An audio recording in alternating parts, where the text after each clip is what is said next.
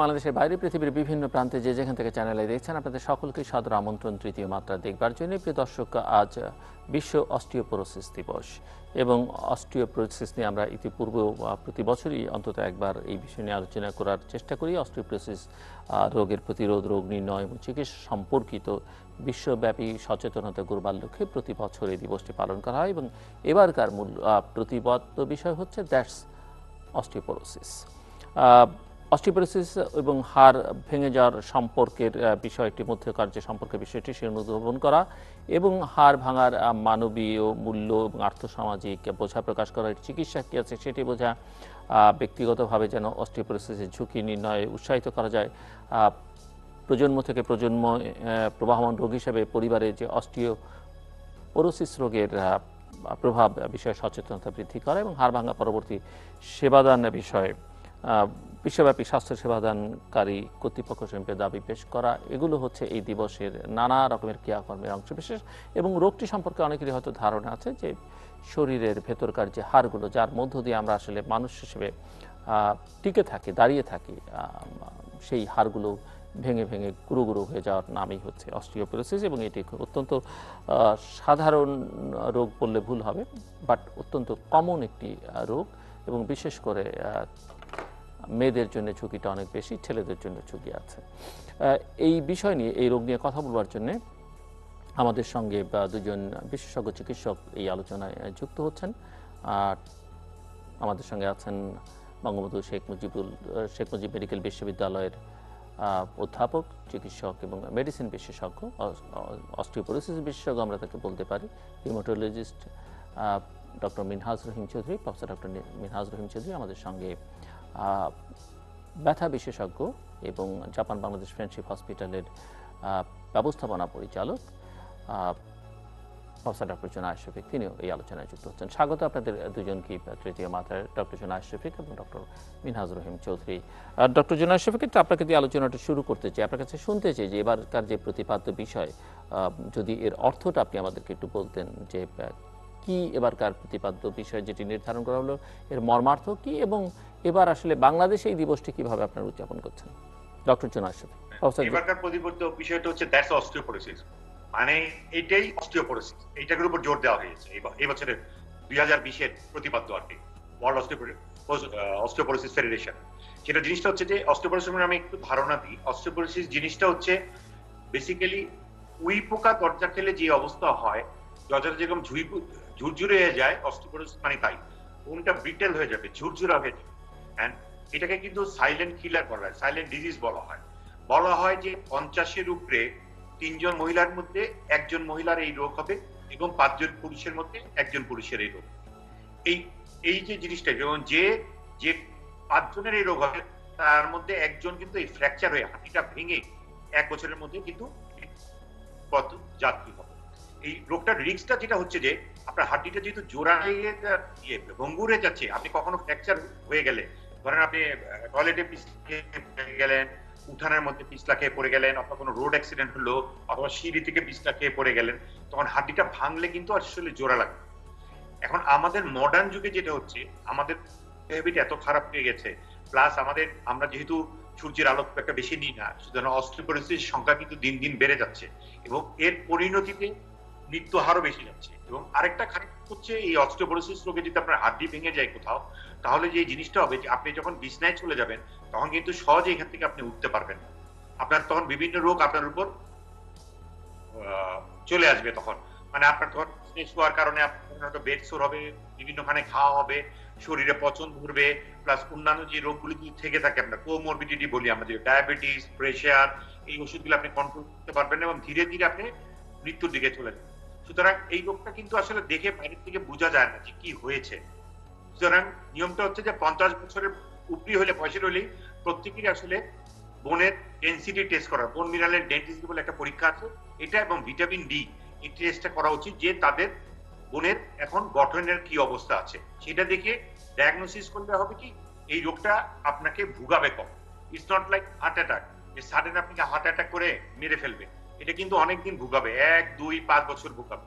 সুতরাং এই রোগ থেকে বাঁচার জন্য আপনাকে প্রথম থেকেই সাবধান হতে হবে। এবং আরেকটা জিনিস যেটা হচ্ছে যে ক্রনিক ডিজিজগুলির মধ্যে দিয়ে, মানে ক্যান্সার, ব্লাড প্রেশার, ডায়াবেটিসের পরেই কিন্তু এই রোগটা এখন পৃথিবীতে 4 নম্বরে চলে এসেছে, অস্টিওপোরোসিস রোগটা।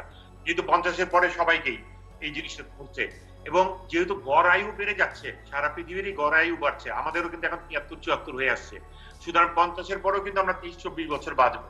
সুতরাং এই রোগটা কিন্তু হওয়ার সম্ভাবনা বাংলাদেশে অনেক বেড়ে যাচ্ছে। সুতরাং প্রথম থেকেই যদি আমরা সাবধানতা না অর্জন করি, ব্লাড প্রেশারের বেলা যেভাবে করি, ডায়াবেটিসের ব্যাপারে করি, অস্টিওপোরোসিসের ব্যাপারেও যদি আমরা একটু সাবধান না হই, তাহলে কিন্তু এই রোগটা আমাদের ধীরে ধীরে কুড়ে কুড়ে খাবে। যেভাবে উই পোকা দরজা কুড়ে কুড়ে খায়, এই রোগটা সে। জি, প্রফেসর মিনহাজ রহিম চৌধুরী, একটু আমি আপনার কাছ থেকে শুনতে চাইবো যে আমরা একটা ভিন্ন সময় ভিন্ন আবহের মধ্যে বসবাস করছি। গত 31শে ডিসেম্বর থেকে করোনা পরিস্থিতি, কোভিড-19, এবং এখানে ধ্যান ধারণা, চিকিৎসা ব্যবস্থা, স্বাস্থ্য ব্যবস্থা সবকিছু উলটপালট করে দিয়েছে। সো আমি একটু আপনার কাছ থেকে শুনতে চাইবো যে এই কোভিডের সঙ্গে বা করোনার সঙ্গে অস্টিওপোরোসিসের কোনো সম্পর্ক, বা এই করোনাকালে অস্টিওপোরোসিস ম্যানেজমেন্টের কোনো সম্পর্ক বলা যাবে কিছু, বা এটা কতটা ক্ষতিগ্রস্ত, কেউ যদি আক্রান্ত হয় করোনায় তার জন্য ঝুঁকি আছে কি না আদৌ, বা তার কি করণীয়, একটু এই বিষয়ে একটু যদি আপনি আমাদেরকে শুরুতে আলোকপাত করেন। ধন্যবাদ জিলুর ভাই। আমি প্রথমেই একটু চ্যানেল আই এবং আপনাকে ধন্যবাদ দিব এর জন্য যে প্রায় প্রতি বছর আপনারা এই বিশ্ব অস্টিওপোরোসিস দিবস 20শে অক্টোবরের গুরুত্ব অনুধাবন করে এইরকম একটি প্রোগ্রামের আয়োজন করে থাকে। এই যে অস্টিওপোরোসিস, আমার বন্ধু যে অধ্যাপক জুনায়েদ বলছিল, সেই জায়গা থেকে ধরে তারপরে আমি একটু আপনার প্রশ্নের উত্তরে একটু যেতে চাচ্ছি।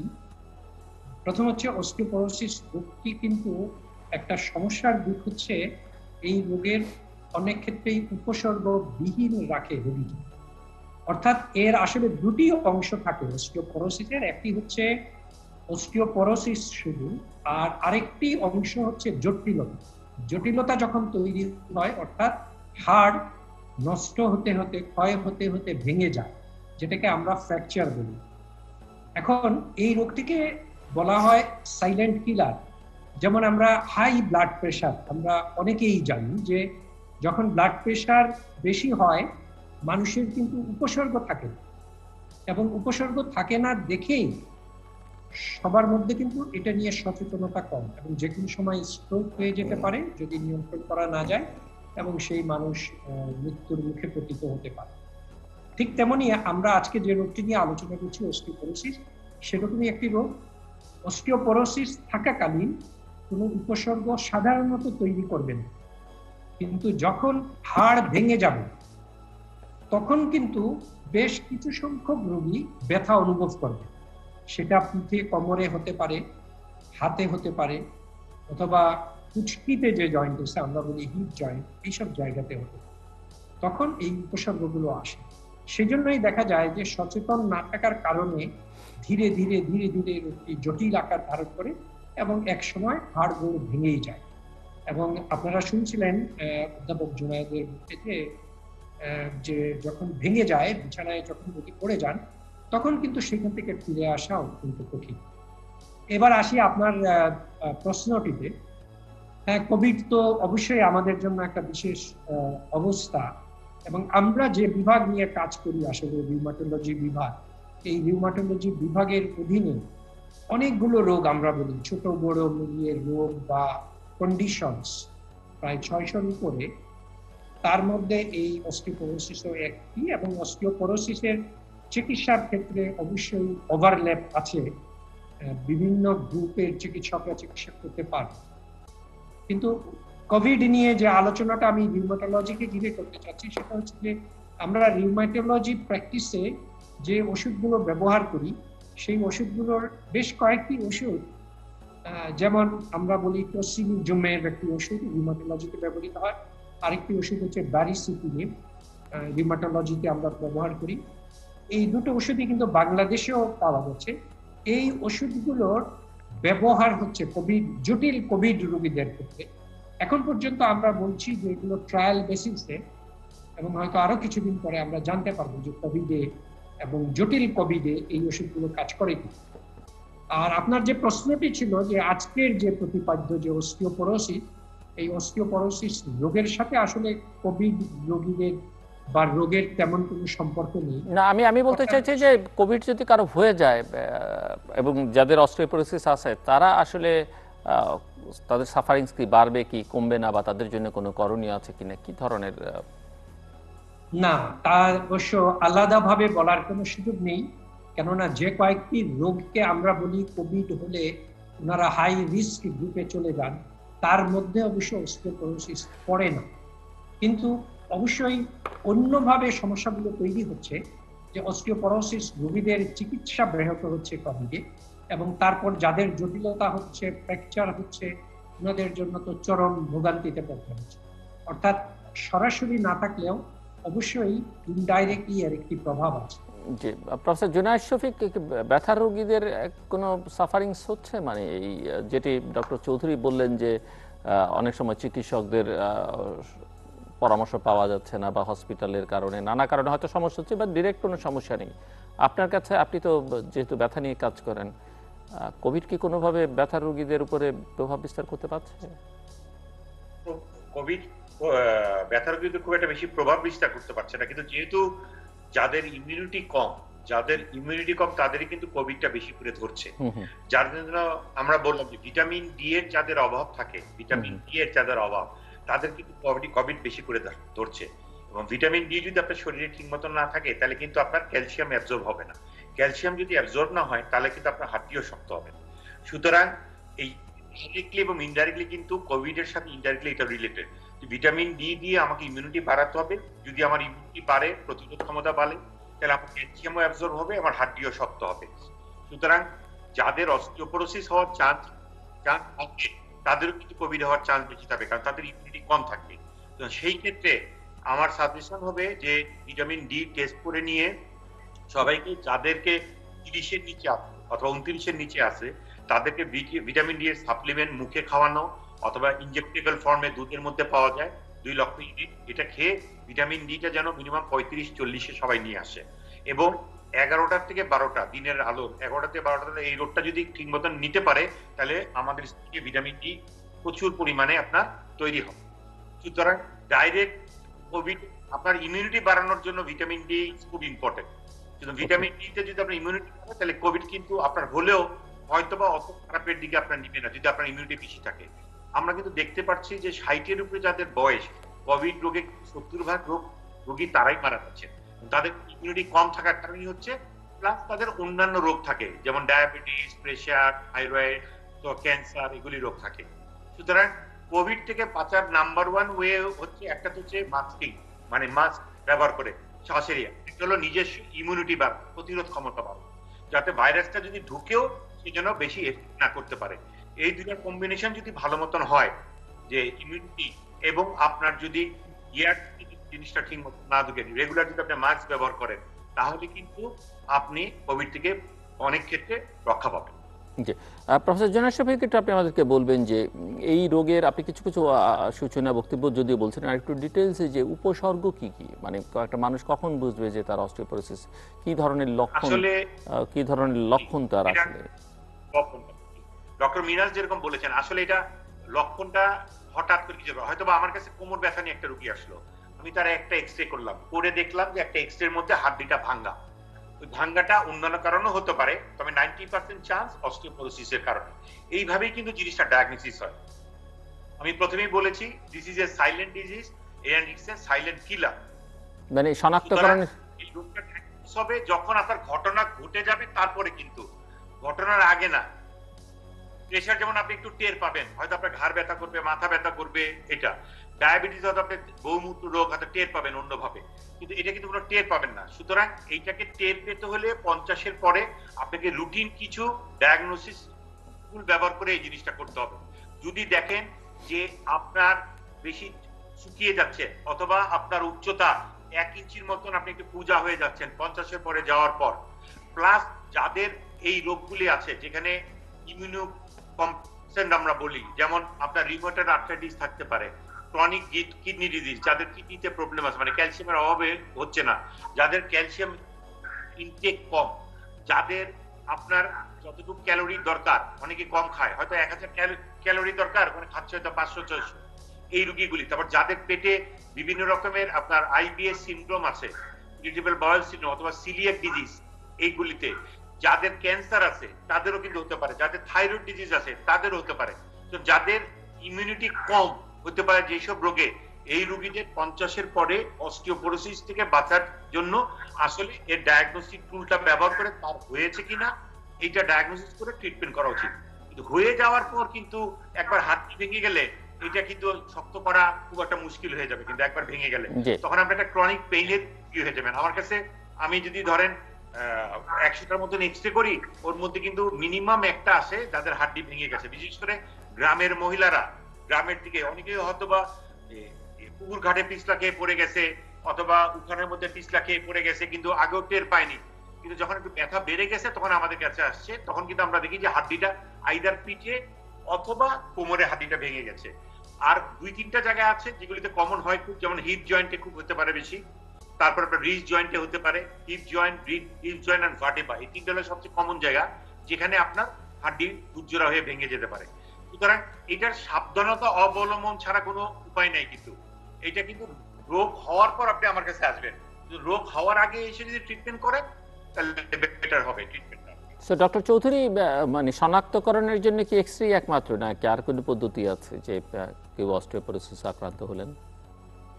না, তো আমরা এর আগে যে ডক্টর জুনায়েদের কাছে শুনছিলাম যে রিস্ক ফ্যাক্টর বা রিস্ক, যেমন ক্যালসিয়াম কমে যাওয়া, ক্যালসিয়াম, ভিটামিন ডি, এগুলোর সাথে অবশ্যই আমাদের, যেহেতু রোগটি হচ্ছে হাড়ের, সুতরাং হাড়ের একটা সম্পর্ক আছে, আমরা সবাই জানি। সুতরাং বিষয়টি গুরুত্বপূর্ণ। আমরা পরবর্তীতে আরো একটু বিষয়টি নিয়ে নিশ্চয়ই আলোচনা করবো, অর্থাৎ ভিটামিন ডি এবং ক্যালসিয়াম। আর পাশাপাশি আরো কয়েকটি রিস্ক ফ্যাক্টর আমরা বলি, এগুলো বেশ গুরুত্বপূর্ণ। অর্থাৎ আমাদের রোগীদের যখন আমরা বলবো, পরামর্শ দিব যে কিভাবে অস্টিওপোরোসিস রোগটিকে প্রতিরোধ করবেন এবং এরপর জটিলতা থেকে কিভাবে দূরে থাকবেন, তখন কিন্তু আরো কয়েকটি বিষয় আসবে। তার মধ্যে একটি হচ্ছে অতিরিক্ত ধূমপান, অতিরিক্ত মদ্যপান, তারপর যারা দীর্ঘক্ষণ দিনের পর দিন, মাসের পর মাস একরকম অলস জীবনযাপন করেন, অর্থাৎ বসে থাকেন, বেশি নড়াচড়া হয় না, ব্যায়াম হয় না, এক্সারসাইজ হয় না, এই ধরনের মানুষদের জন্য অস্টিওপোরোসিস হওয়াটা খুব স্বাভাবিক একটা ব্যাপার। আর সাধারণত মহিলাদের ক্ষেত্রে ইতিমধ্যেই আলোচনায় এসেছে যে মেনোপজের পরে এই রোগটি বেশি হয়, অর্থাৎ মাসিক বন্ধ হওয়ার পরে। আর আরেকটি বিষয় আমি খুব গুরুত্বপূর্ণ একটু আলোকপাত করতে চাচ্ছি, সেটি হচ্ছে কিছু ওষুধ, এগুলো কিন্তু অস্টিওপোরোসিস তৈরি করে, এবং বিশেষ করে দীর্ঘদিন সেবনের পরে। যেমন আমাদের দেশে একটি ওষুধ নিয়ে আমি বিশেষ আলোচনা করতে চাচ্ছি একটু, সেটা হচ্ছে কর্টিকোস্টেরয়েড বা স্টেরয়েড জাতীয় ওষুধ। আমরা অনেকেই জানি এই ধরনের ওষুধ আমরা সাধারণত অ্যাজমা বা হাঁপানি থেকে শুরু করে বিভিন্ন রোগে, যেমন আমাদের রিউমেটোলজির বেশ কিছু জটিল রোগ আছে যারা নিজেরা অস্টিওপোরোসিস তৈরি করে। আবার ওইসব রোগ আমরা যখন ম্যানেজ করতে যাই, চিকিৎসা করতে যাই, তখনও এই স্টেরয়েড জাতীয় ওষুধের উপর অনেক সময় নির্ভর করতে হয়। এই ওষুধটি কিন্তু অত্যন্ত ডেঞ্জারাস একটি ওষুধ হিসাবে বিবেচিত হাড়ের স্বাস্থ্যের জন্য, এবং কিছুদিন সেবনের পরে, যেমন বেশ কিছু ডেটা আছে, তারা দেখিয়েছে যে এমনকি কেউ যদি 3 মাস ব্যবহার করে, 3 মাস পরেই প্রচুর সম্ভাবনা থাকবে তার হাড় ক্ষয় হয়ে যাওয়া, হাড়ের ঘনত্ব কমে যাওয়া এবং অস্টিওপোরোসিস রোগটি তৈরি হওয়া। সুতরাং আমরা যখন এই ধরনের ওষুধ ব্যবহার করব, বিশেষ করে আমি এই স্টেরয়েড জাতীয় ওষুধের কথা বলতে চাচ্ছি, এটি যারাই সেবন করবেন তারা কিন্তু অত্যন্ত সতর্কতার সাথে এটিকে সেবন করবেন। চিকিৎসকের পরামর্শ ব্যতীত কখনো সেবন করবেন না। এবং সেটি যদি আপনি করেন, কারণ এটিকে আমরা অনেক সময় আবার বলি সর্বরোগের মহা ঔষধ। এই ওষুধটি এমন যে এটি খেলে কিন্তু অনেক ব্যথাই কমে যায়, দ্রুত শ্বাসকষ্ট কমে যায়। তারপর অনেক সময় যাদের ওজন কমে যাচ্ছে তারা ওজন বৃদ্ধি করার জন্য এই ওষুধ সেবন করে থাকেন। তো এটি যারা চিকিৎসকের পরামর্শ ব্যতীত দীর্ঘদিন ব্যবহার করছেন তাদেরকে কিন্তু অবশ্যই খুবই সতর্ক হতে হবে এবং দ্রুত আবার চিকিৎসকের পরামর্শ নিয়ে আপনাকে এই ওষুধ থেকে বের হতে হবে। অন্যথায় অনেক রকম জটিলতা তৈরি হবে। তার মধ্যে একটি অন্যতম জটিলতা হচ্ছে এই অস্টিওপোরোসিস রোগটি কিন্তু আপনি বয়ে নিয়ে আসবেন। অর্থাৎ আপনার হাড় ক্ষয় হতে থাকবে এবং যে কোনো সময় ভেঙে যেতে পারে এবং আপনাকে বিপদে ফেলতে পারে। সুতরাং আজকেই আপনি যদি এইরকম একজন হয়ে থাকেন যে আপনি স্টেরয়েড জাতীয় ওষুধ, কর্টিকোস্টেরয়েড, প্রেডনিসোলন, প্রেড, বিভিন্ন নামে, কর্টান, বিভিন্ন নামে বাংলাদেশে পাওয়া যায়, তো এগুলো কিন্তু আপনাকে চিকিৎসকের পরামর্শ নিয়ে অবশ্যই সেবন করতে হবে। প্রফেসর জোনায়েদ শফিক, একটু বলবেন আমাদেরকে যে এই রোগের ঝুঁকিতে সবচেয়ে বেশি কারা? কিছু কিছু বলেছেন, যদিও মেয়েদের কথা বলেছেন, বয়োবৃদ্ধদের কথা বলেছেন, কিন্তু সবচেয়ে বেশি 50-এর উপরে মহিলারা সবচেয়ে বেশি এখানে, এবং বিশেষ করে যাদের মাসিক বন্ধ হয়ে গেছে। ইস্ট্রোজেন নামে একটা হরমোন আছে মহিলাদের, এই হরমোনটা যদি ঠিক মতন প্রোডাকশন না হয় তাহলে কিন্তু আমাদের বোনে আসে, স্ট্রং হয়। তো যাদের ইরেগুলার মেনস্ট্রুয়েশন সাইকেল থাকে, করেন মাসিকটা রেগুলার হচ্ছে না, অথবা মাসিক বন্ধ হয়ে যাচ্ছে, অথবা মানে ইউটেরাস কোনো কারণে ফেলে দেওয়া হয়েছে, মানে জ্বরেও ফেলে দেওয়া হয়েছে, এদেরকে কিন্তু অস্টিওপোরোসিস সম্ভাবনা সবচেয়ে বেশি। এই জন্যই বলা হয় 3 জন মহিলার মধ্যে 1 জন মহিলার কিন্তু অস্টিওপোরোসিস হবে, সম্ভাবনা বেশি। সুতরাং এই মহিলারা তাদের অল্প বয়সে মেনস্ট্রুয়েশন অথবা মাসিক বন্ধ হয়ে গেছে, অথবা মাসিকের সাইকেল রেগুলার না, অথবা জ্বরেও ফেলে দেওয়া হয়েছে, তাদের আর্লি ট্রিটমেন্ট, আর্লি ডায়াগনোসিস করা উচিত। এবং এই ডায়াগনোসিসটা খুব একটা কঠিন না। বোন মিনারেল ডেন্সিটি নামে একটা টেস্ট আছে, এই টেস্টটা যদি ঠিক করেন তাহলে ডেন্সিটি কেমন আছে, মানে বোনের ডেন্সিটি মানে ঘনত্ব কেমন আছে। যেমন বলা হয় যে রেজাল্ট যদি -1 এর নিচে আসে তাহলে বুঝবেন যে আপনার বোন স্ট্রং আছে, আর যদি রেজাল্ট আসে -1 থেকে 2.5 এর মধ্যে তাহলে ঘনত্বটা কমে আসছে, অস্টিওপেনিয়া বলি আমরা। আর যদি -2.5 এর বেশি হয় তাহলে বোঝা যাবে যে আপনার ধীরে ধীরে অস্টিওপোরোসিস হয়ে গেছে। এটা হবে আপনি আর্লি স্টেজে যদি অস্টিওপোরোসিসটা আপনি আটকে ফেলতে পারেন তাহলে কিন্তু আপনার হাড্ডি ভাঙার সম্ভাবনা কমে যাবে এবং সহজে আপনি বিছনায় পড়বেন না। আর ছেলেদেরও হওয়ার সম্ভাবনা আছে, বিশেষ করে যাদের স্মোকিং এর হ্যাবিট আছে, অ্যালকোহলের হ্যাবিট আছে, এদের কিন্তু সম্ভাবনা অনেক বেশি এগুলি হওয়ার। প্রফেসর মিনাজ যেটা বললেন যে স্টেরয়েডের উপর যারা ডিপেন্ডেন্ট, বিশেষ করে রিউমেটয়েড আর্থ্রাইটিসের পেশেন্ট যারা স্টেরয়েডের উপর ডিপেন্ডেন্ট এবং যাদের ফিজিক্যাল অ্যাক্টিভিটি কম, তাদের কিন্তু এই রোগ হতে পারে। সুতরাং মহিলা এবং পুরুষ দুইজনেরই সাবধান হওয়া উচিত, কিন্তু মহিলাদের যেহেতু এই রোগটা বেশি ধরে এবং তাদের যেহেতু প্রবলেমটা আর্লি স্টেজে, মেনস্ট্রুয়েশন সাইকেলটা এবং মেনস্ট্রুয়েশন প্রবলেমটা একটু আগে শুরু হয়, মাসিকের প্রবলেমটা, সুতরাং তাদেরকে এই রোগটা ভর করে বেশি। সুতরাং ওনাদের উচিত হবে যখনই তাদের এই প্রবলেমগুলি দেখা দিবে তখনই যেন ডাক্তারের পরামর্শ নিয়ে এই টেস্টগুলি করে অস্টিওপোরোসিস রোগের হাত থেকে যেন আগের থেকে বেঁচে থাকতে পারে। ডক্টর মিনহাজ রহিম চৌধুরী আমাদেরকে বলবেন যে এই রোগের আসলে চিকিৎসা কি, মানে কোন পর্যায়ে কি চিকিৎসা? ধন্যবাদ। তো জাস্ট চিকিৎসাতে যাওয়ার আগে আমি বোধহয় আপনার আরেকটি প্রশ্ন একটু মিস করেছি, যদিও অধ্যাপক জুনায়েদ অলরেডি বলেছেন বিএমডি সম্পর্কে, বোন মিনারেল ডেন্সিটি পরীক্ষার কথা, আর আপনি উল্লেখ করেছিলেন যে এক্সরে ছাড়া আর কোনো উপায় আছে। তবে এই দুটো উপায় ঠিক আছে। আর তার সাথে আরেকটি টুল বলি আমরা, একটা বিশেষ ব্যবস্থা, এটাকে আমরা বলি ফ্রেক্স। খুব ভালো একটা পদ্ধতি যেটা দিয়ে বোনের স্বাস্থ্য বা অস্টিওপোরোসিস আছে কিনা, ফ্র্যাকচারের সম্ভাবনা কেমন, আগামী 10 বছরের মধ্যে ফ্র্যাকচার ভেঙে যাওয়ার সম্ভাবনা কেমন ইত্যাদি কিন্তু বের করা সম্ভব। এবং এই বিএমডি করতে একটা সমস্যা হচ্ছে এটা এক্সপেন্সিভ, তুলনামূলকভাবে 2000-2500 টাকার মতো লাগে। সেখানে কিন্তু ফ্রেক্স টুলটা একেবারেই কম খরচের মধ্যে করা সম্ভব। অর্থাৎ কিছু তথ্য উপাত্ত দরকার এবং কম্পিউটারের সামনে বসে আমরা যদি এই ক্যালকুলেটরের মধ্যে এই তথ্য উপাত্তগুলো দিতে পারি তাহলে কিন্তু ও আমাদেরকে জানিয়ে দিবে যে অস্টিওপোরোসিসের অবস্থা কি, কেমন এবং ফ্র্যাকচার হওয়ার সম্ভাবনা কেমন। এটিকে আমরা বলি ফ্রেক্স টুল। আমাদের চিকিৎসকরা যারা বিশেষ করে এই যে অস্টিওপোরোসিস রোগীদেরকে দেখেন, চিকিৎসা দেন, তাদের জন্য কিন্তু এটা খুবই ভালো একটি ব্যবস্থা। যেখানে বিএমডি করা যাবে না সেখানে কিন্তু আমরা এটার মাধ্যমে এটা নির্ণয় করতে পারি। এখন আসি আমরা চিকিৎসার জায়গাটিতে। চিকিৎসার ক্ষেত্রে কিন্তু অনেকগুলো ভালো ভালো ওষুধ আজকাল বেরিয়েছে, তবে সকল অস্টিওপোরোসিস রোগীর জন্য এখন কিন্তু নিয়ম হচ্ছে যে তাদেরকে ক্যালসিয়াম এবং ভিটামিন ডি পরিমাণ মতো খেতে হবে।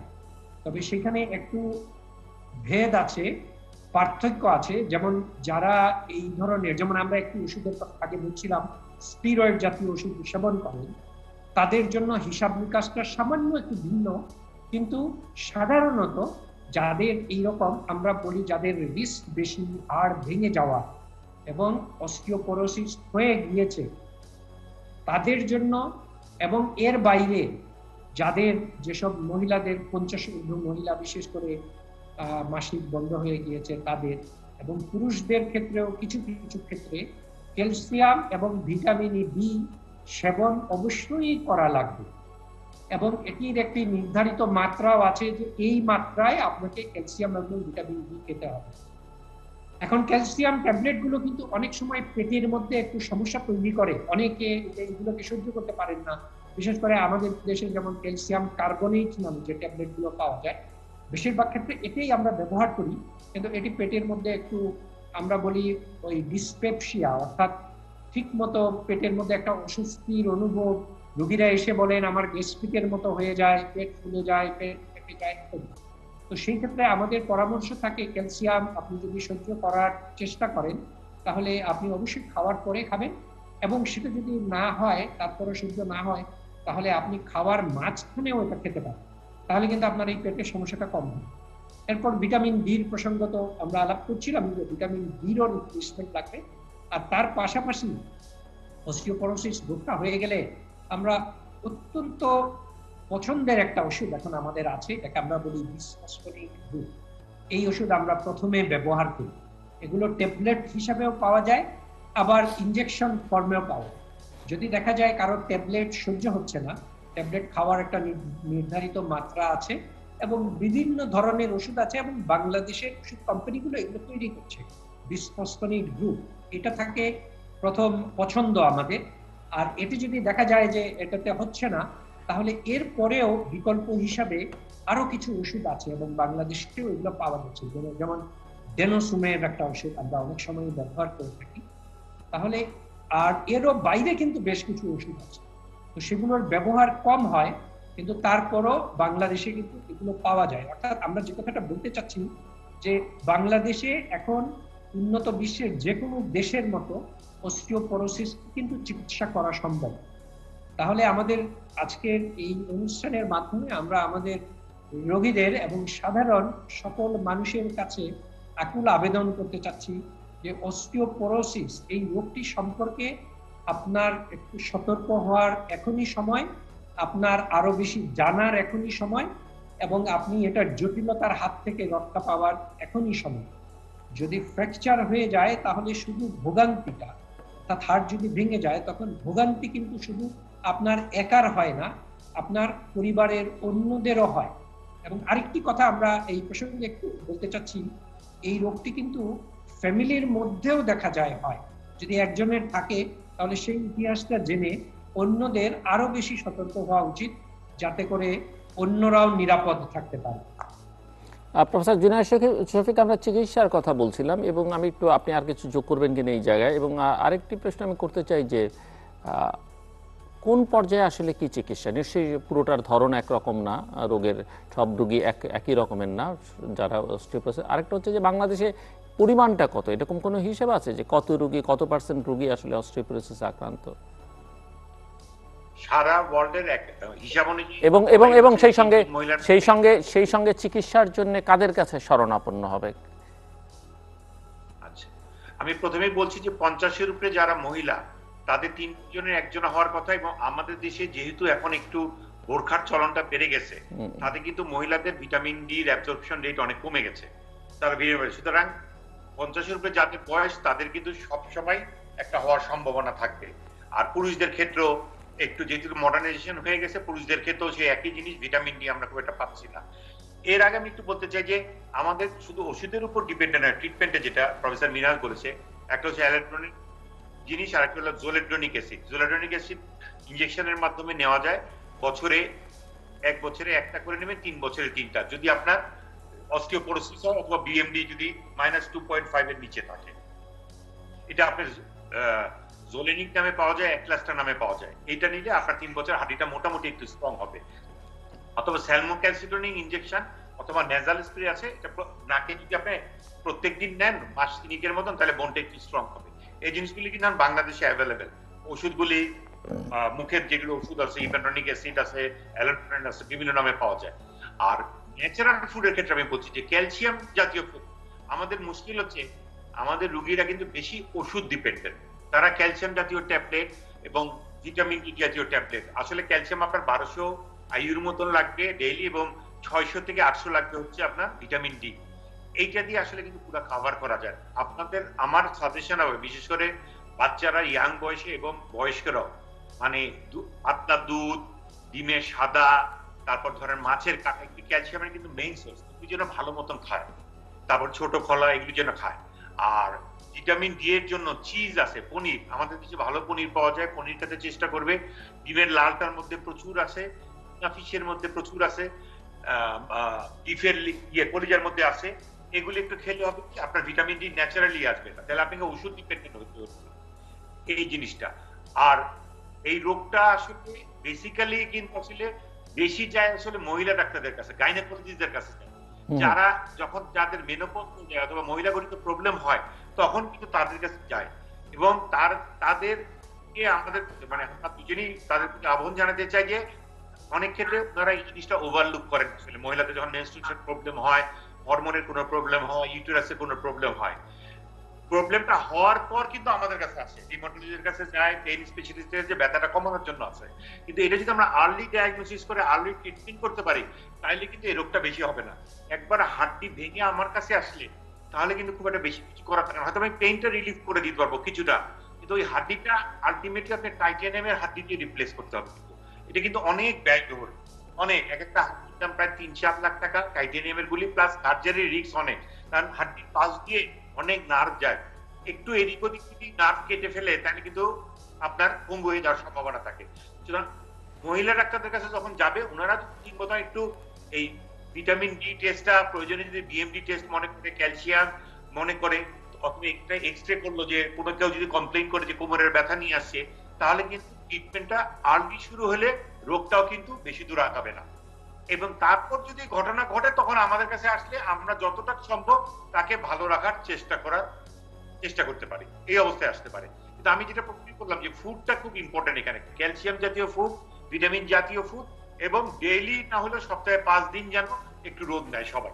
এটা নিলে আপনার ভিটামিন ডিটা ভালো প্রোটেকশন হবে এবং ক্যালসিয়ামও ভালো অ্যাবজর্পশন হবে, তাহলে এই রোগটা সহজে আপনার হবে না। জি, প্রফেসর মিনহাজ বেগম চৌধুরী। আমি আর দুই একটি অংশ প্রফেসর জুনায়েদের আলাপ শুনছিলাম, আমরা খাবার, অসংখ্য খাবারের কথা শুনলাম। সাধারণভাবে যদি আমরা এটুকু মনে রাখি যে বিশেষ করে আমাদের দেশে যেগুলো পাওয়া যায়, শাকসবজি, দুধ, মাছ, এইসব খাবারের মধ্যেই কিন্তু প্রচুর পরিমাণে ভিটামিন ডি, ক্যালসিয়াম এগুলো আছে। দুধ এবং দুধ জাতীয় খাবার যেভাবে পারি আমরা যদি একটু গ্রহণ করতে পারি। দুধ খাবারটা নিয়ে একটু প্রবলেম আছে, অনেকের পেটে আবার সহ্য হয় না দুধ, তো দুধকে বিভিন্ন ভাবে অন্য কোনো খাবার তৈরি করে ওনারা চেষ্টা করে দেখতে পারেন। আর তার বাইরে যেগুলো জুনায়েদ ইতিমধ্যে বলার চেষ্টা করলেন যে এই ধরনের খাবার। এরপর আমি আরেকটি গুরুত্বপূর্ণ বিষয় একটু আলোচনা করছি, সেটা হচ্ছে ব্যায়ামটা কিন্তু খুব জরুরি। ব্যায়ামের মধ্যে আমরা বলি এটাকে ওয়েট বিয়ারিং এক্সারসাইজ, অর্থাৎ সব ধরনের ব্যায়াম কিন্তু আবার এই অস্টিওপোরোসিসকে প্রতিহত করা বা এটার যে জটিলতা সেটা থেকে ভালো রাখতে পারে না। যেমন আমরা যদি বলি সাঁতার কাটা কিন্তু এই অস্টিওপোরোসিসের রোগীর জন্য খুব বড় উপকার বয়ে আনে। কিন্তু হাঁটা, একটু জোরে জোরে হাঁটার চেষ্টা করা প্রতিদিন, যেমন ডায়াবেটিস রোগীর জন্য তো একটি পরামর্শ আছেই সবার, আর আসলে এটি সবার জন্যই প্রযোজ্য। প্রতিদিন যদি 40 থেকে 50 মিনিট একটু জোরে হাঁটা যায় তাহলে কিন্তু এটি খুবই উপকার করে এই হাড় এবং মাংসপেশির জন্য, অর্থাৎ আমাদের এই যে রোগটি নিয়ে আজকে আলোচনা করছি সেই রোগের জন্য। তাহলে এটি একটি খুব গুরুত্বপূর্ণ একটা বিষয়, একটু মনে রাখতে হবে। দ্বিতীয় আরেকটি বিষয় আমি একটু বলতে চাচ্ছি, যারা বয়স্ক মানুষ আছে তাদের জন্য কিন্তু আমরা এটাকে বলি ফল প্রিভেনশন, অর্থাৎ পড়ে যাওয়াটাকে রুখতে হবে, পড়ে যাতে বয়স্করা না যান। এর জন্য বাসার মধ্যে সব ধরনের নজরদারি করতে হবে এবং ব্যবস্থা করতে হবে। স্পেশালি ওয়াশরুমে, বাথরুমে বোধহয় বিশেষ করে বয়োবৃদ্ধ লোক থাকলে একটা প্রস্তুতি থাকা দরকার। অনেক সময় রাত্রে বেলা একা একা হয়তো বয়স্ক লোক আছেন, উনি হয়তো কাউকে না জানিয়ে বাথরুমে চলে গেলেন, এরকম অসংখ্য ঘটনা ঘটছে।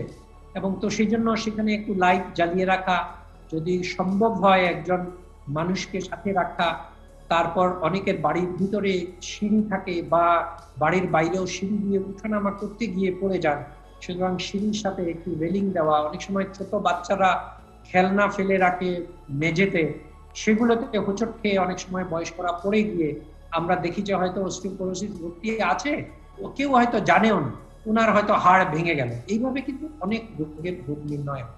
অধ্যাপক জুনায়েদ যেটা বলছিলেন যে যেহেতু মেনোপজের পরে মহিলাদের হয়, সেখানে অনেক সময় রোগীরা হয়তো একজন গাইনি বিশেষজ্ঞের শরণাপন্ন হন, এটি অবশ্যই সঠিক। এবং সেক্ষেত্রে গ্যানাইকোলজিস্টরা অবশ্যই যেটা প্রয়োজন সেটা ওনারা করে থাকেন। এবং আমরা দেখি যে যখন বিএমডি ইত্যাদি ওনারা হয়তো পরীক্ষা করেন এবং করে রোগ নির্ণয় হয়, তখন হয়তো এটিকে চিকিৎসা করার জন্য দায়িত্ব আমরা আগেই বলছিলাম যে অনেকেই নিতে পারি, যাদের এই বিষয়টা নিয়ে যারা একটু জ্ঞান অর্জন করবেন তারাই এটি চিকিৎসা করতে পারবে। এবং সেখানে রিউমেটোলজির একটা অংশ তো আছেই এটার সাথে জড়িত। আর আরেকটি কথা আমি একটু বলতে চাচ্ছি, সেটা হচ্ছে আগে একটি ধারণা ছিল যে শুধু এই রোগটি বোধহয় মহিলাদেরই হয়, পুরুষদের বোধহয় এই রোগ হয় না, পুরুষরা বোধহয় এই রোগ থেকে মুক্ত হয়। কিন্তু এখন কিন্তু দেখা যাচ্ছে যে এই ধারণাটি বোধহয় সঠিক নয়। অনেক পুরুষের মধ্যে আমরা এই রোগটি দেখতে পাই। হাড়ের ঘনত্ব কমে যাচ্ছে, হাড় ক্ষয় হয়ে যাচ্ছে এবং ভেঙেও যাচ্ছে, এসব ঘটে। এবং সেক্ষেত্রে যখন পুরুষদের হয় তখন কিন্তু আমরা বিশেষ করে খোঁজার চেষ্টা করি যে ওনার এই রোগটির পিছনে কোনো কারণ আছে কিনা। বিশেষ করে যারা বেশি বেশি ধূমপান করেন, যারা হয়তো অতিরিক্ত মদ পান করেন, অথবা যাদের হরমোনের ঘাটতি হয়, অথবা যারা দীর্ঘদিন ধরে, যে আমি একটা ওষুধের কথা বলছিলাম, স্টেরয়েড জাতীয় ওষুধ খাচ্ছেন শ্বাসকষ্টের জন্য হোক বা অন্য কোনো রোগের জন্য হোক, অথবা আরো কিছু ওষুধ আছে, যেমন আমরা অনেকেই জানি যে খিচুনির একটা ওষুধ আছে, কার্বামেজিপিন, এটাও কিন্তু অনেক সময় এই প্রবলেম তৈরি করতে পারে। থাইরয়েডের একটা হরমোন আছে, ওষুধ আছে, সেটাও কিন্তু এই ধরনের প্রবলেম তৈরি করতে পারে। তারপর বেশ কিছু রোগ আছে, যেমন আমাদের রিউমেটোলজিতে অধ্যাপক জুনায়েদও বলার চেষ্টা করছিলেন, rheumatoid arthritis, ankylosing spondylitis, systemic lupus erythematosus, এইসব রোগগুলো কিন্তু জয়েন্টের পাশাপাশি হাড়গুলোকেও দুর্বল করে ফেলে এবং দুর্বল করতে করতে একসময় অস্টিওপোরোসিস রোগটি তৈরি করে ফেলে। পাশাপাশি এইসব রোগীদেরকে আমরা অনেক সময় বাধ্য হই স্টেরয়েড জাতীয় ওষুধ পরামর্শ দিতে, অর্থাৎ কর্টিকোস্টেরয়েড গ্রুপের ওষুধ, এবং জীবন রক্ষার জন্য অবশ্যই। তখন কিন্তু এরা আবার এই জটিলতা তৈরি করে। সুতরাং এই জায়গাগুলো সব আমাদের একটু মাথায় রেখে আমাদের এই চিকিৎসাটা সামগ্রিক অর্থে চিকিৎসাটার পরিকল্পনা করতে হবে। এই চিকিৎসার জন্য কিন্তু পৃথিবীর বড় বড় অনেকগুলো বডি আছে, যেমন আমরা যদি বলি আমেরিকান কলেজ অফ রিউমেটোলজি, ওরা কিন্তু গাইডলাইন তৈরি করে। ন্যাশনাল অস্টিওপোরোসিস ফাউন্ডেশন গাইডলাইন তৈরি করে। বাংলাদেশে আমাদের সোসাইটি, বাংলাদেশ রিউমেটোলজি সোসাইটি, আমরাও এটার জন্য বিভিন্নভাবে চেষ্টা করে যাচ্ছি কিভাবে এইসব রোগীদেরকে আমরা ভালো রাখবো। যেমন আমাদের বঙ্গবন্ধু শেখ মুজিব ইউনিভার্সিটিতে আমরা এই দিবসটি পালন করছি। তারপর আমরা আমাদের সোসাইটির পক্ষ থেকেও আমরা অনলাইনে আমরা চিকিৎসকদের সাথে একটা প্রোগ্রাম করব, আর আপনার সাথে তো আমাদের প্রোগ্রাম হচ্ছে। এইভাবে আমরা সবাইকে সচেতন করার চেষ্টা করে যাচ্ছি যে এটি যাতে একটু সঠিক রোগ নির্ণয় এবং সঠিক চিকিৎসাটি বাংলাদেশে আমরা করতে পারি, যাতে করে এই ফ্র্যাকচার অর্থাৎ হাড় ভেঙে যাওয়া এবং সেটা থেকে ক্রমশ, আরেকটি কথা প্রফেসর জুনায়েদ উল্লেখ করেছিলেন যে একবার যখন হাড় ভেঙে যায় একজনের, এটাই কিন্তু শেষ না। একটি হাড় ভাঙ্গা কিন্তু অতি শীঘ্রই আরেকটি হাড় ভাঙ্গার কারণ।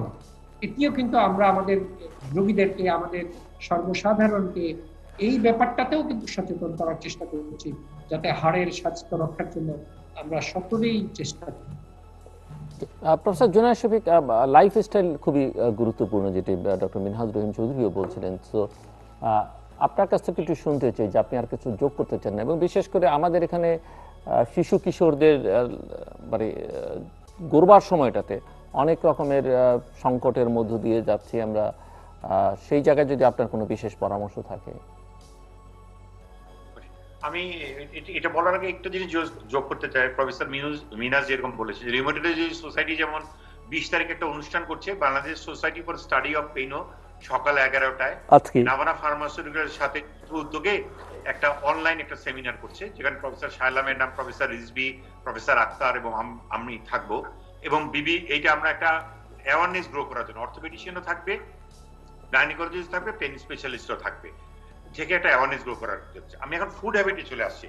আসলে বেসিক্যালি ইয়াং জেনারেশন, কেন আমি বলবো, যারা 30s-এও আছে, 25-30+ এই জেনারেশনের ফুড হ্যাবিট কিন্তু খুব খারাপ হয়ে যাচ্ছে। এরা ফাস্ট ফুডের দিকে যাচ্ছে, প্লাস এই যে ড্রিঙ্কগুলি, সফট ড্রিঙ্কগুলির দিকে একটু বেশি এগিয়ে যাচ্ছে। এতে কিন্তু তাদের কোনো উপকার হচ্ছে না, উল্টা তাদের বোনগুলি কিন্তু ড্যামেজ হচ্ছে বেশি করে।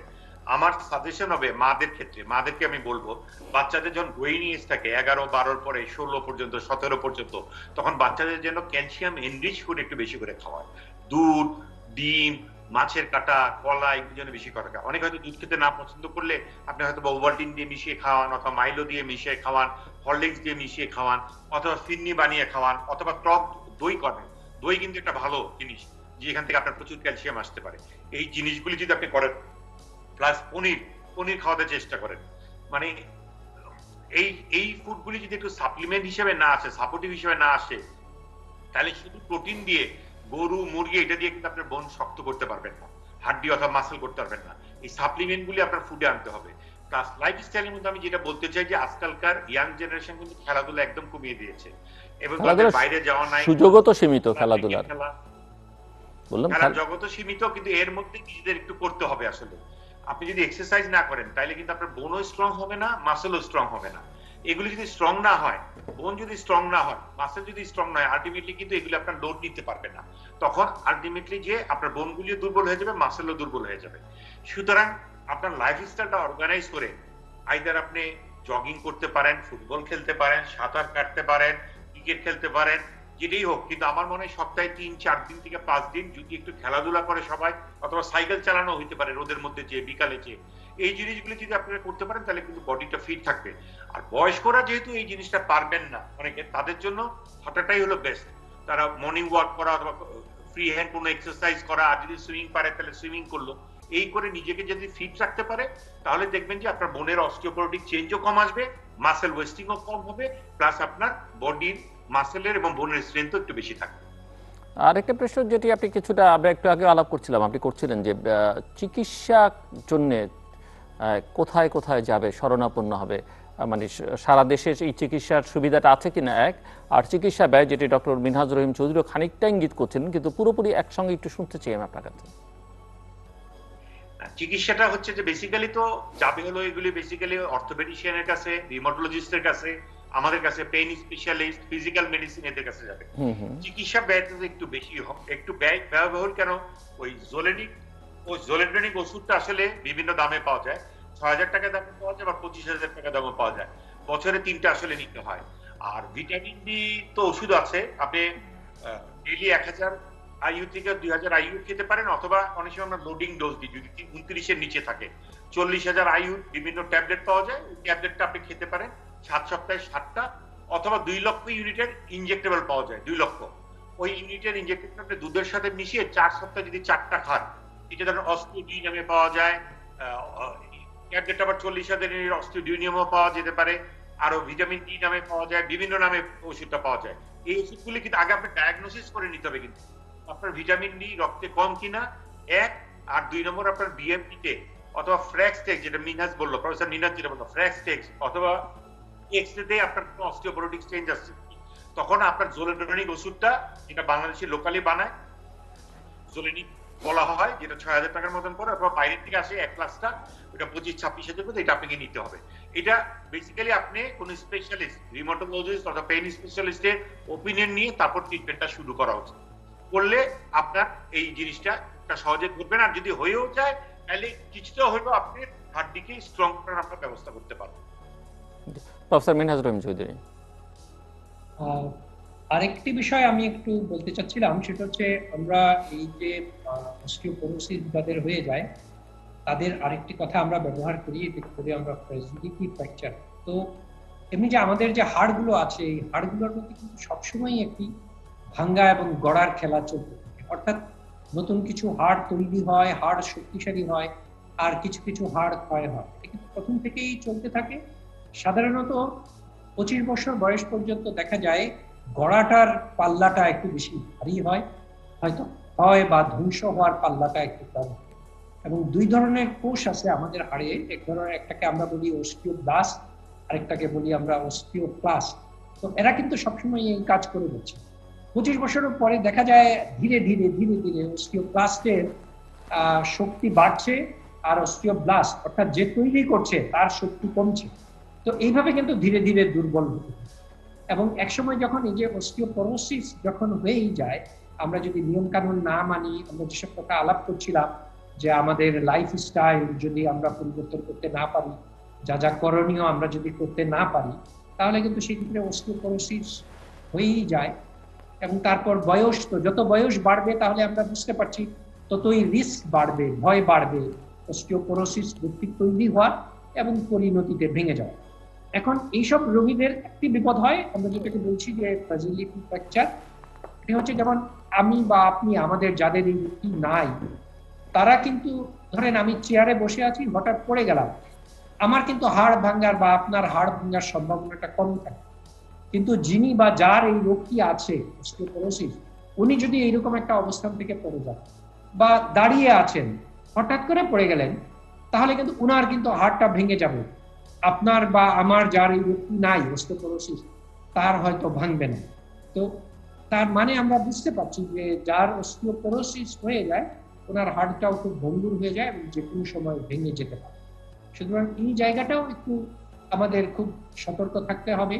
এবং এটি সম্পর্কে আমাদের আমরা সবাইকে যে কথাটা অধ্যাপক জুনায়েদ বলছিলেন, যে আসলে আমাদের এইসব আলাপ আলোচনার মূল উদ্দেশ্যের জায়গাটা হবে সবাইকে এই রোগটি সম্পর্কে সচেতন করা।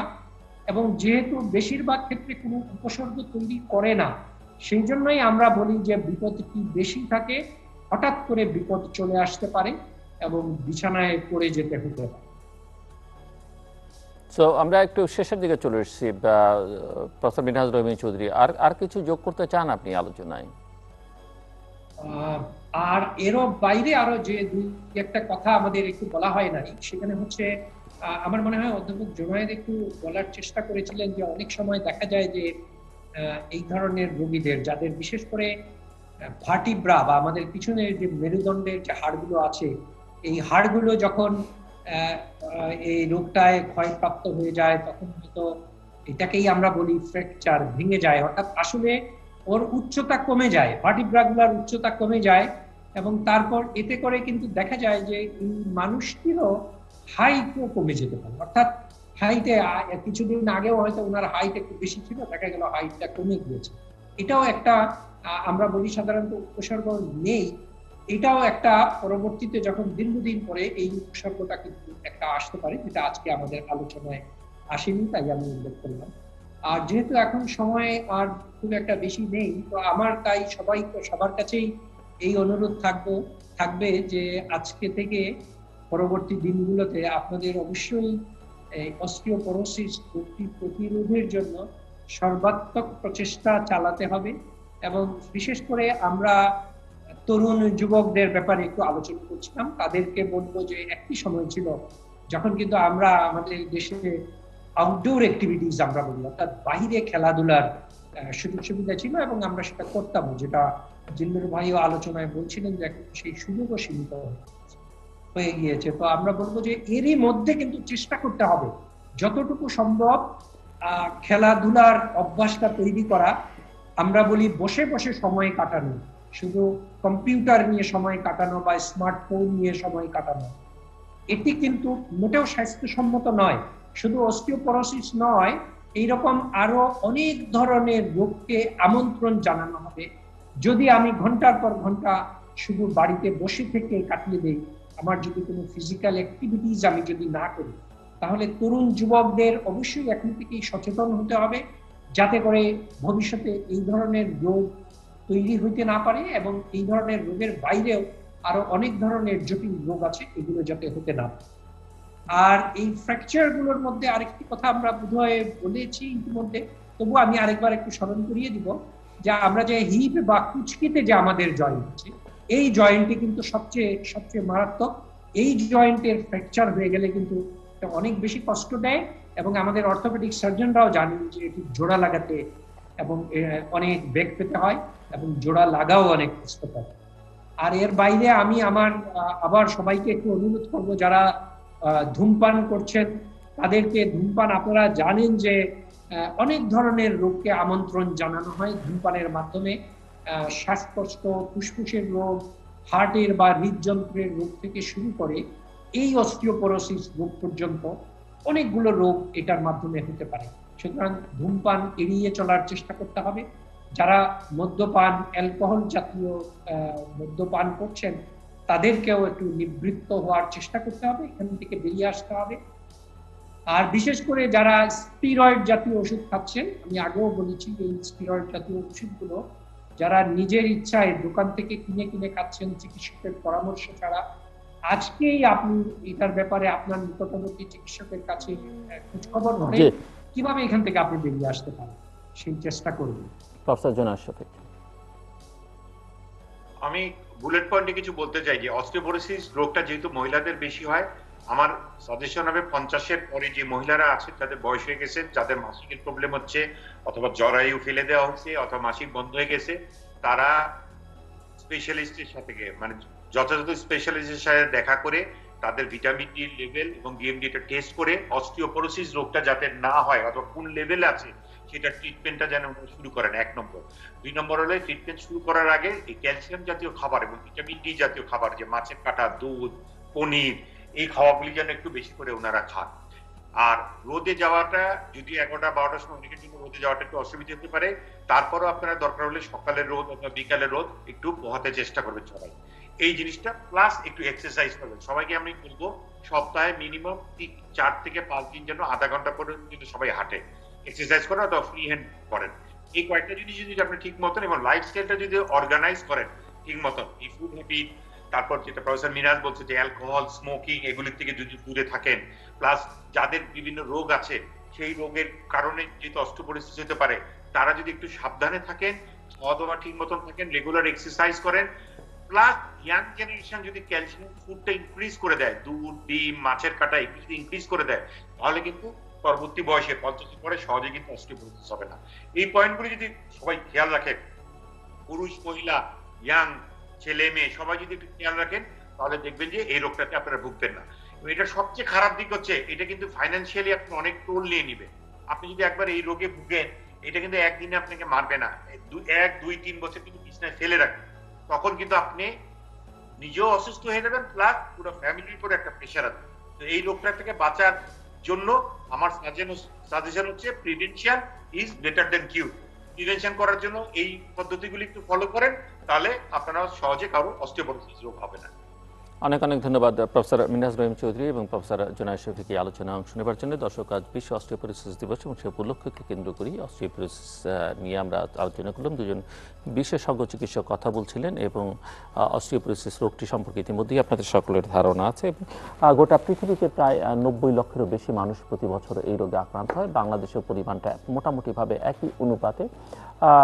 করণীয় কি? করণীয় চিকিৎসা আছে, ভয়ের কোনো কারণ নেই। তবে প্রধানতম পরামর্শ ওনাদের সেটা হচ্ছে যে রোগটাকে প্রতিরোধ করাটাই হচ্ছে সবচাইতে উত্তম কাজ।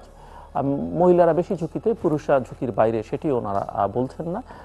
এবং এই ধরনের রোগের ক্ষেত্রে কাদের কাছে যেতে হবে সেটি বলেছেন, রিউমাটোলজিস্টদের কাছে, পেইন স্পেশালিস্টদের কাছে, অর্থোপেডিক্সদের কাছে, তাদের কাছে যেতে হবে। তবে গাইনোকোলজিস্ট যারা আছেন তাদের একটু বেশি সতর্ক থাকতে হবে তার রোগীর সম্পর্কে। যদি কোনো রকমের লক্ষণ, কোনো রকমের সমস্যা দেখেন, তারা যেন রেফার করেন ওইসব চিকিৎসকদের কাছে। এবং এটি ছোটবেলা থেকেই এর আসলে প্রতিরোধের জন্য ব্যবস্থা গ্রহণ করা উচিত। সেখানে আমাদের জীবনাচরণে পরিবর্তন আনা দরকার। ওনারা বলছেন যে ফিজিক্যাল এক্সারসাইজ খুবই ইম্পর্টেন্ট, সবার জন্যই কায়িক শ্রম খুবই গুরুত্বপূর্ণ। এবং একই সঙ্গে খাবার দাবারের অভ্যাস, বিশেষ করে শিশু কিশোরদের ক্ষেত্রে, কারণ তারা যেহেতু বড় হয়ে উঠবে, কীভাবে বড় হচ্ছে সেটি অত্যন্ত গুরুত্বপূর্ণ। দীর্ঘ সময় বসে থাকা বা শুয়ে থাকা কোনো অবস্থাতেই কাম্য নয়। দ্বিতীয়ত হচ্ছে খাবার দাবারের মধ্যে ওনারা বলছেন যে ছোট কলা, ছোট মাছের কাটা, আর ডিমের বিশেষ করে সাদা অংশের কথা বলছেন, পনিরের কথা বলছেন। এই খাবারগুলো, এই ধরনের খাবারগুলো খেতে হবে। জাঙ্ক ফুড বা ফাস্ট ফুড বা সফট ড্রিঙ্কস, এই ধরনের বেভারেজ এবং খাবার দাবার এগুলোকে অ্যাভয়েড করবার দিকে মনোযোগ দিতে হবে। শরীরে ভিটামিন ডি খুবই গুরুত্বপূর্ণ এবং করোনাকালে আমরা অনেকেই বুঝতে শুরু করেছি বা আলোচনা হচ্ছে জিঙ্ক, ভিটামিন ডি, মোটামুটি সবাই কম বেশি জানেন যে এগুলো খুবই প্রয়োজনীয় শরীরের জন্য। ভিটামিন ডির সহজ পাবার উপায় হচ্ছে ভিটামিন ডির ক্যাপসুল বা ঔষধ, এই ভিটামিন খাওয়ার চেয়ে রৌদ্র যদি আপনি শরীরে লাগাতে পারেন সকাল 10টা থেকে 12টা, এই সময়টাতে উত্তম। শরীরের কিছুটা অংশ যেন প্রতিদিনই যদি আমরা বা সপ্তাহে কয়েকটা দিন রোদে কাটানো যায় খানিকটা সময়ের জন্য, সেটি অনেক উপকারী। ক্যালসিয়াম অত্যন্ত উপকারী, যে কারণে দুধ খাবার কথা ওনারা বলেছেন, দুধ, পনির, এইসব, ডিমের সাদা অংশ। সো শরীরে ক্যালসিয়াম এবং এগুলো হাড়গোড়কে শক্তিশালী করে। এবং বাসায় যদি বয়োবৃদ্ধ মানুষ থাকেন তাদের ব্যাপারে অনেক বেশি সজাগ থাকতে হবে, অর্থাৎ তাদের নিরাপত্তার বিষয়টি, কারণ ওই বয়সে একটা বয়োবৃদ্ধ মানুষরা হাড়গোড় ভাঙলে সেটি ঠিক করা অনেক কঠিন। সেজন্য ওনারা মনে করেন যে বাড়িতে স্বল্প আলোর ব্যবস্থা করে, বিশেষ করে যে ঘরটিতে তিনি থাকেন বাথরুমটিতে একটু আলোর ব্যবস্থা রাতের বেলা রাখা, সম্ভব হলে বাথরুমের চারপাশে রেলিংয়ের ব্যবস্থা রাখা, যেন পড়ে যেতে না হয়, তার জন্য এক ধরনের সহায়তার ব্যবস্থা থাকে। সব মিলিয়ে আসলে এটি কোনো অবস্থাতেই খুব সুখকর রোগ নয়, এক ধরনের ঘাতক ব্যাধি। এই ব্যাধি থেকে মুক্তির জন্য নানা রকমের পরামর্শ, তবে পরামর্শের জন্য চিকিৎসকের কাছে যাবার আগে নিজেকেই যদি আমরা শুধরাতে পারি আমাদের জীবন আচরণ, আমাদের খাদ্যাভ্যাস, তাহলে অনেকখানি সহজতর হবে এই সমস্যা বা এই রোগ থেকে মুক্তি পাওয়ার জন্য, সমস্যার সমাধানে। দর্শক, আমাদের সঙ্গে থাকবার জন্য অসংখ্য ধন্যবাদ। আপনাদের সবার জন্য শুভকামনা।